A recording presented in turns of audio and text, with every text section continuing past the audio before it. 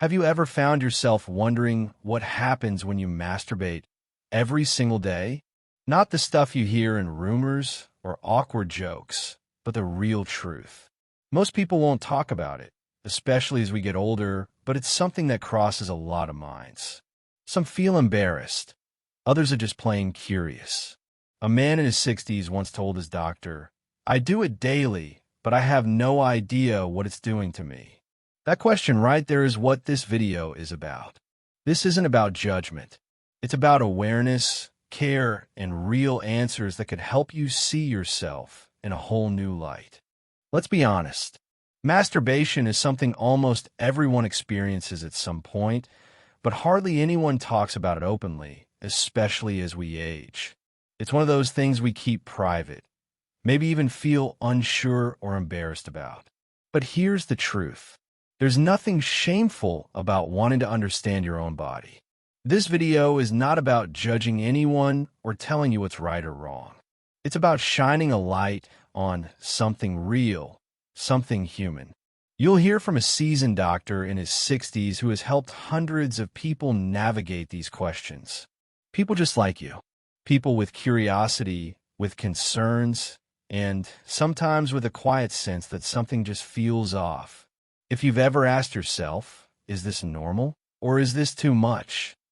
You're in the right place. Let's have that conversation together, openly and honestly. Here's the thing.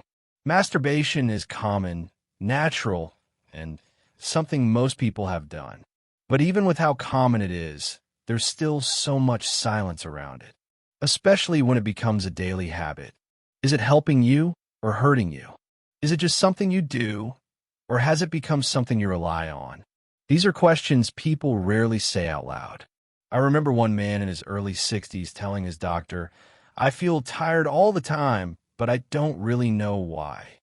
As they talked more, it became clear. His daily masturbation habit was leaving him emotionally and physically drained. He had no idea it could be connected. And that's not unusual.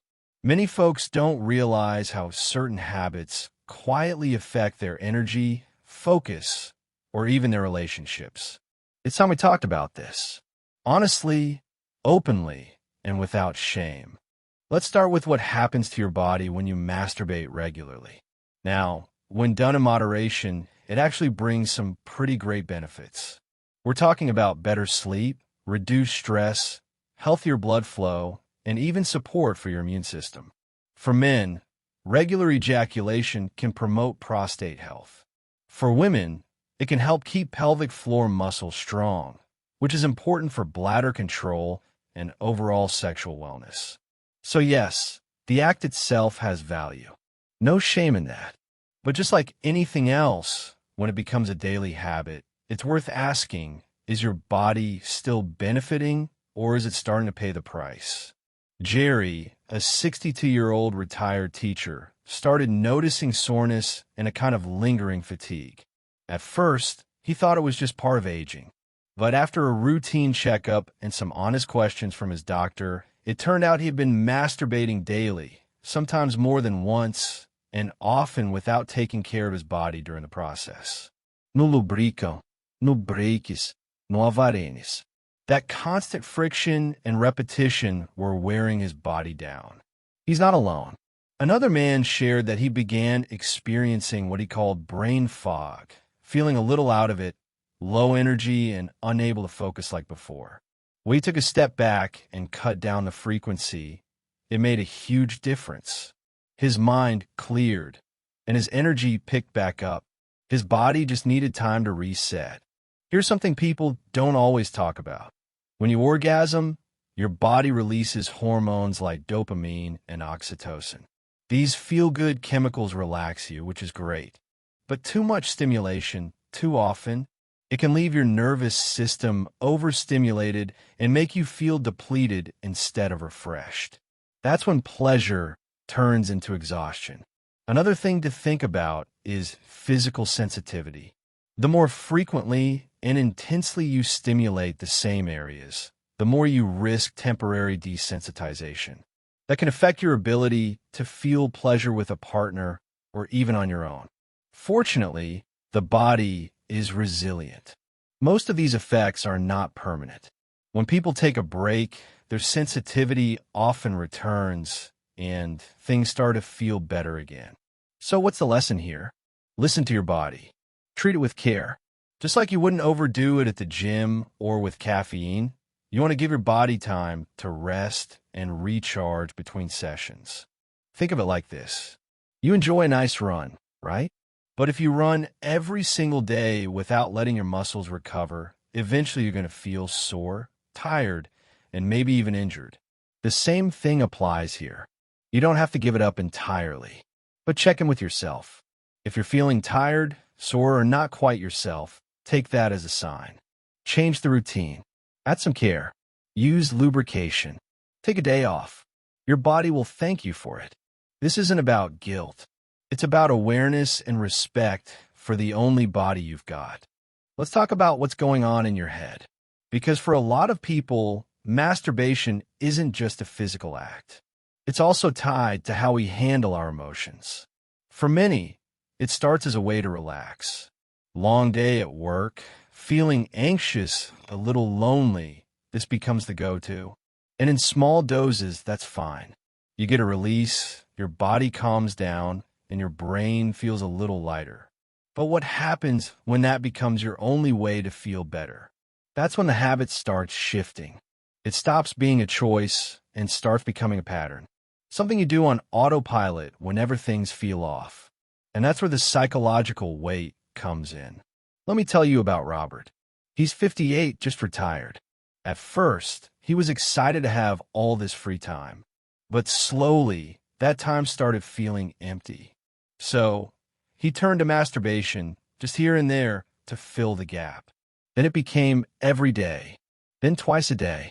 Eventually, he realized he was doing it not because he wanted to, but because he didn't know what else to do with his emotions. He wasn't connecting with his wife like before. He didn't call friends as often. He just checked out, and he didn't even notice it happening. That's the tricky part with habits tied to emotions. They can sneak up on you. You're feeling down, stressed, bored, and boom, you go back to what's familiar. It gives you a quick lift. But over time, you may feel less in control and more dependent.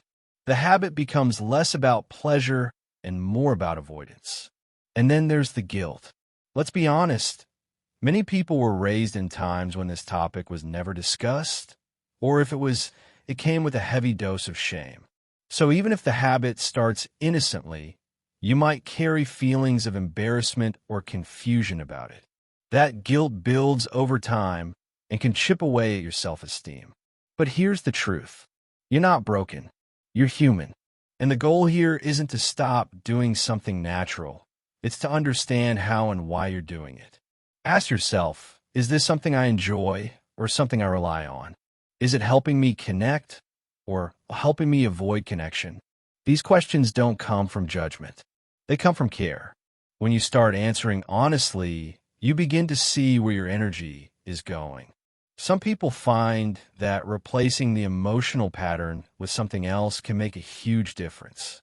Try a walk, meditation, talking to someone you trust, or even just writing your feelings down. You might be surprised how quickly your mindset starts to shift. At the end of the day, your habits should support your well-being, not mask your emotions. You deserve clarity, peace, and emotional strength. And it all starts with paying attention. Let's talk about relationships for a moment. Even though masturbation is a personal act, it doesn't always stay personal. If you're in a relationship, especially a long-term one, your habits can start to affect the connection you have with your partner. At first, it might seem like no big deal. Maybe you're tired. Maybe the timing isn't right. So instead of reaching for your partner, you turn to a solo moment. That's fine now and then. But when it becomes a regular substitute for intimacy, that's when things shift. I want to tell you about Paul.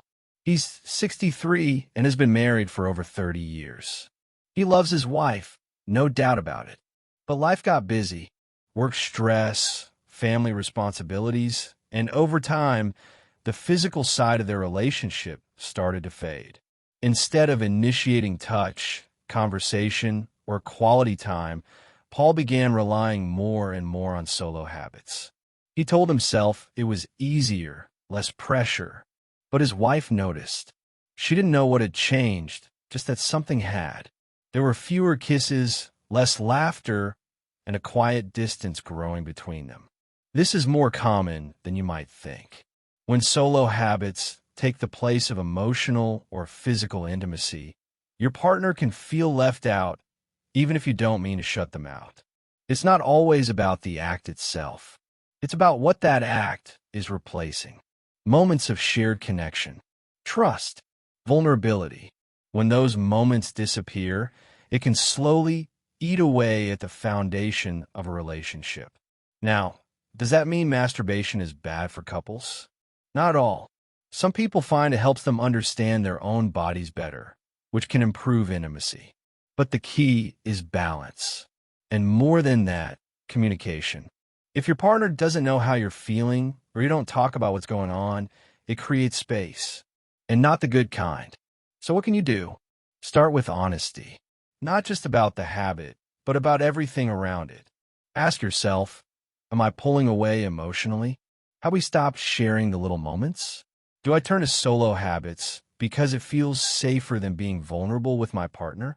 Rebuilding intimacy doesn't have to be dramatic. It can start with a simple conversation. Hey, I miss how we used to talk at night. Or, I want us to feel close again. These words may feel awkward at first, but they open the door. Small gestures like holding hands, planning a date night, or just spending time without distractions can reignite connection. If you're single, this still applies. Ask yourself if your solo habits are replacing social opportunities or keeping you from building deeper emotional bonds. It might be time to reach out, reconnect with friends, or explore new activities that bring you joy. At the end of the day, relationships thrive on presence, not perfection. It's okay to enjoy your own space. Just make sure you're not trading a real connection for momentary comfort. Let's be real for a second. For a lot of folks, masturbation is closely tied to watching pornography. It's not unusual and it's not new. But here's the thing. Most people don't realize how powerful that connection can be. When you're constantly feeding your brain a steady diet of visual stimulation, it starts to change how you respond to real life. Dr. James, a seasoned physician who's been working with patients for over 30 years, explains it this way. Every time you watch porn and masturbate, your brain releases dopamine, that feel-good chemical that gives you a little high. But when you repeat that process day after day, your brain starts needing more to feel the same effect. You crave novelty, different scenes, and more intensity. It becomes a loop. And that loop makes real-life intimacy feel less exciting, sometimes even dull. There was a young man in his 50s who came to Dr. James saying, I don't feel anything when I'm with my partner anymore. I used to, but now I feel disconnected. When they looked deeper, it turned out he had been watching porn multiple times a day for years. His brain had become so used to artificial stimulation that the natural, slower rhythm of real connection just didn't register the same way anymore. Now, this doesn't mean porn is evil or that everyone who watches it is headed for trouble. That's not the message here. But it's important to understand how it affects your brain over time. If you find that you're relying on it every day or that your expectations around sex are becoming less realistic, those are signs worth paying attention to. For some people, cutting back on porn, even for a few weeks, makes a big difference. Things start to feel new again. Their sensitivity returns. They reconnect with their partner in ways that feel deeper, more grounded. Others notice they're more focused, more creative, and less distracted by urges they didn't even realize were consuming their mental space. If you're using porn occasionally and it's not interfering with your life, relationships, or self-worth, you're probably okay. But if it's becoming something you need to get through the day, or it's changing how you see intimacy, it might be time for a reset. That reset doesn't have to be drastic. It can start small. Take a few days off. See how you feel. Replace that time with something meaningful, a walk, a real conversation, even just time with your thoughts. Notice how your mind and body respond. Give yourself permission to step back and observe without judgment. This is not about quitting forever. It's about giving your brain a break so it can reconnect with what's real. You might be surprised at how much clarity comes when the noise quiets down.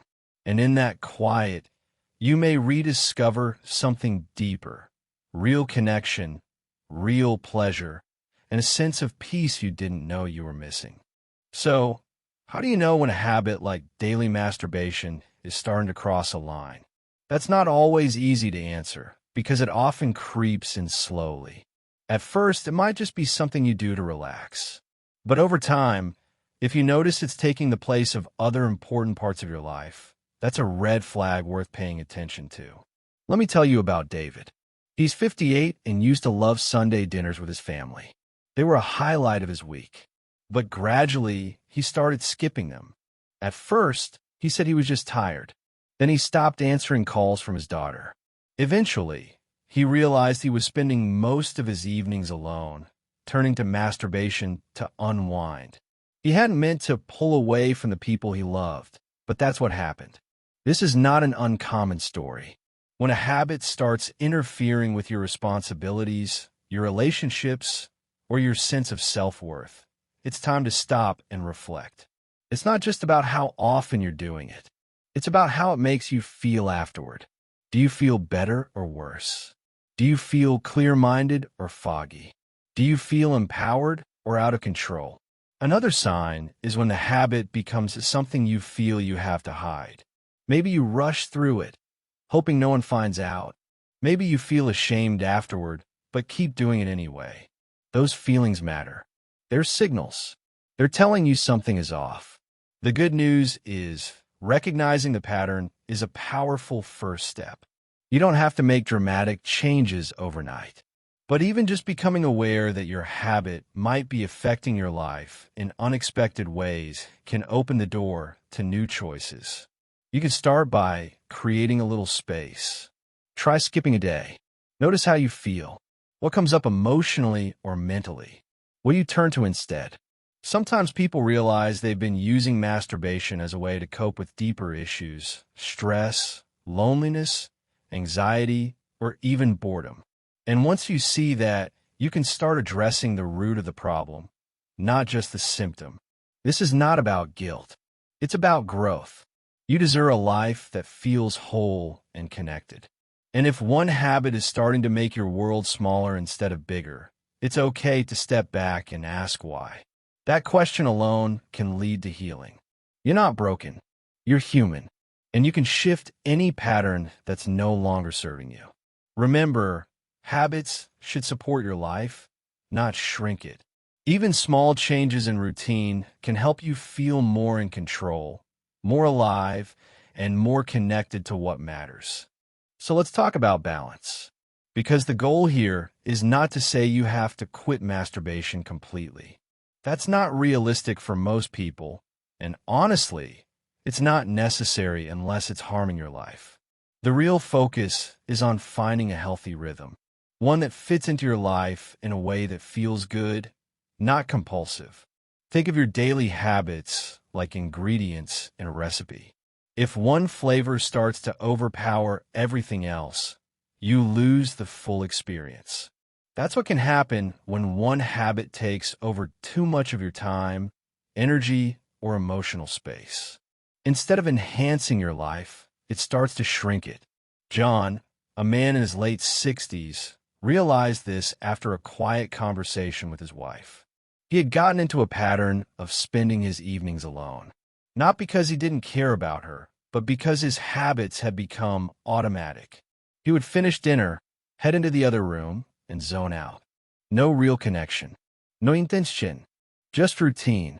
One night, his wife said, "I miss you." That hit him hard. Not because she was angry, but because she was right. John wasn't really showing up in his own life. So he made a choice. Not to stop everything, just to adjust. He started going for walks again. Picked up woodworking. something he hadn't done in years. And instead of retreating at night, he started sitting beside his wife, talking, laughing, sharing again. That's what balance can look like. You still have room for solitude, for self-care, even for pleasure. But it's not the whole picture.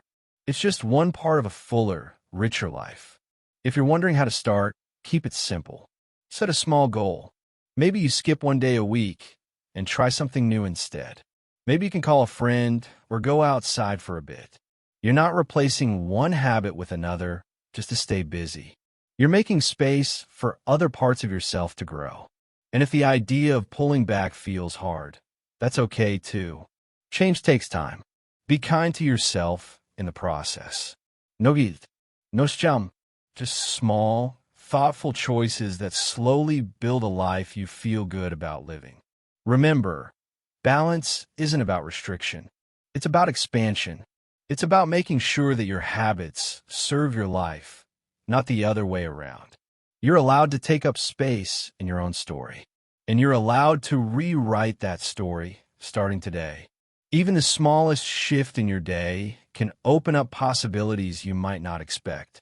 So be curious, try, reflect, and know that balance is not a finish line. It is a way of moving through life with more intention and peace. Let's bring it all together with some wisdom from Dr. James. He's been a physician for decades and has talked with thousands of people about personal issues, including masturbation. And what he always says is this: it's not the act that's the problem. It's the context. Think about that for a second. It is not about whether you do it. It is about why you do it and how it fits into your life. He likes to compare it to dessert. You know, having a slice of pie now and then is a treat. It brings pleasure, comfort. But eating the whole pie every single day, that does not feel so good. Eventually, it takes a toll. Not because pie is evil, but because too much of anything can throw you out of balance. Dr. James often encourages people to take breaks. Not because they have to, but because it gives the body and mind time to reset. And in that quiet space, people often rediscover things they were missing. Joy, connection, sensation, even creativity. He reminds his patients that the goal is not restriction, but rhythm. Life is about staying in tune with yourself, knowing when to lean in and when to step back. So if anything today made you pause, that is a good sign. That means you're listening, and that is where real change begins. So here's what we have learned. Masturbation is not something to be ashamed of. It is a natural part of being human. And when it is done mindfully, it can be a healthy way to connect with your body and relieve stress. But like any habit, it has the potential to take up too much space if we are not paying attention. What starts as comfort can sometimes become a way to avoid other parts of life. This conversation has not been about stopping. It has been about noticing. Noticing how your body feels, how your relationships are going, and what your emotional needs really are. Because when you are aware, you can make better choices. Choices that reflect the life you actually want. You deserve that kind of clarity. And it is never too late to start moving in that direction. If this video gave you something to think about, hit that like button. It helps more people find honest conversations like this one. And if you're feeling brave, share your thoughts in the comments. You never know who might need to hear your story. This space is all about learning, reflecting, and supporting each other. So if you want more real talk about real life topics, subscribe. We're just getting started.